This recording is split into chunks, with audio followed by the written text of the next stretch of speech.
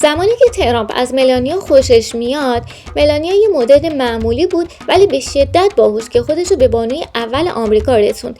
ترامپ واسه به دست آوردنش نزدیک 6 میلیون دلار هزینه کرد. واسه نامزدی یه حلقه الماس 15 قیراطی به قیمت 3 میلیون دلار خرید و برای عروسی هم یه حلقه 13 قیراطی به قیمت 380,000 دلار و واسه سالگرد ازدواجشون هم یه حلقه 25 قیراطی خریده. حتی گفته میشه که ترامپ نگران بوده که ملانیا ازش طلاق بگیره و بخشی از ثروتش رو مال خودش بکنه و باهاش یه توافقنامه امضا کرده که بر اساس اون ملانیا و فرزندانش از ارث محروم شدن.